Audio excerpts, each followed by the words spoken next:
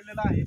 पण या वर्षीचं जर वातावरण आपण पाहिलं तर पावसाळा चालू झाल्यापासून म्हणजे 10 जून पासून सतत जे आहे ते जी काही सोयाबीन पिकाला लागणारे जे काही इंटेन्सिटीचं जे काही म्हणजे सूर्यप्रकाश जो आहे तो काही आपल्याला भेटलेला नाहीये।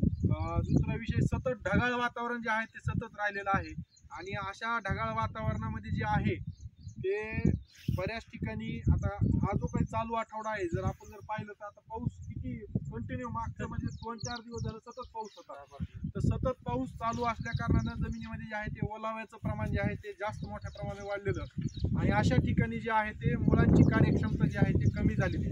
त्याच्यामुळं दुसरा विषय आणखीन चुनखडीचे जे काही रानं आहेत तर अशा ठिकाणी सुद्धा जे आहे ते हे जसं पिवळसर पूर्णपणे झालेलं आहे किंवा पिवळसर पडलेलं आहे तर हा पिवळसरपणा पण बऱ्याच ठिकाणी जे आहे ते निदर्शनास येत आहे।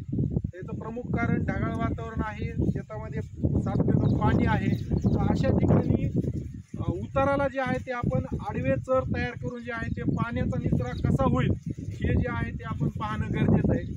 जमिनीमध्ये पाणसा परिस्थिती निर्माण झाली पाहिजे ह्याच्यासाठी जे आहे ते आपण प्रयत्न करणं गरजेचं आहे।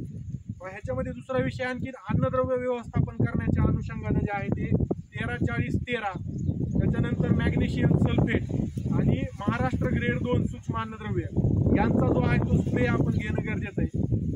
आता हे झाड खुरटं राहिलेलं आपल्याला दिसायलंय तर हे जर आपण जवळ निरीक्षणाला घेतले तर तुम्हाला काय दिसायला आहे का छिद्र आहे का बाबा?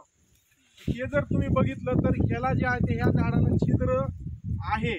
ह्याला जर चिरलं आणि आतमध्ये जर बघितलं तर इथं जे आहे ते खोड माशीचा प्रादुर्भाव झालेला आहे आणि ह्या खोड माशीचा प्रादुर्भाव झाल्यामुळे जे आहे ते झायलम आणि फ्लोएम पूर्ण डिस्टर्ब झाल्यामुळं इथं जे आहे ते अन्नद्रव्य ह्या झाडाला व्यवस्थित भेटलं नाहीये आणि म्हणून हे पूर्णपणे झाड जे आहे ते वाळून गेलेलं आहे। तर आता ही जी काही व्हेरायटी आहे KDS 992 KDS 726 असेल 753 असेल तर ह्या सगळ्या व्हेरायटीच्या बाबतीत जे आहे ते फुलं थोडेसे उशिरा लागतात। आता रिप्रोडक्टिव्ह